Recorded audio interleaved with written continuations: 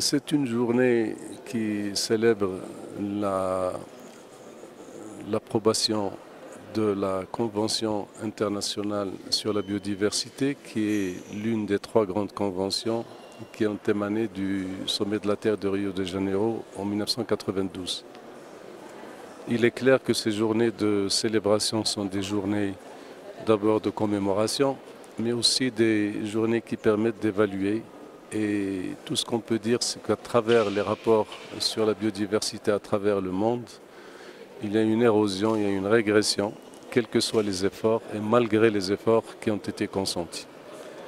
Donc il y a une question d'approche qui se pose en premier lieu. Et il est évident actuellement que les espèces, qu'il s'agisse des espèces animales ou des espèces végétales, n'ont de sens que dans la mesure où ils sont liés à un écosystème et à un habitat.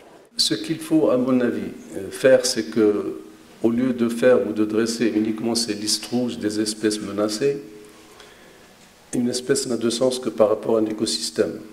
Et l'écosystème n'est pas une somme de constituants, un peu de sol, un peu de climat, un peu de faune, un peu de flore, c'est pas du tout ça.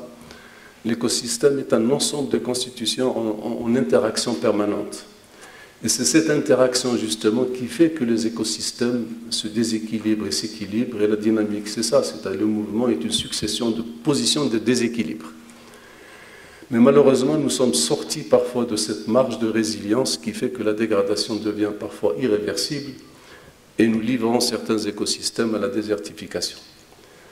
Donc il est temps de revoir, comme cela a été rappelé par Madame le ministre, donc nos modèles de développement, et qu'il faudrait que l'homme qui, depuis pratiquement 8000 ans, s'est considéré comme étant à l'extérieur de l'écosystème. C'est-à-dire il agissait comme ce que disait Noah Harari sur la dernière publication sur Homo Deus, c'est-à-dire l'homme il se croit capable de tout faire, maintenant y compris les manipulations génétiques, et qui essaie donc d'intervenir sur le cours de la vie.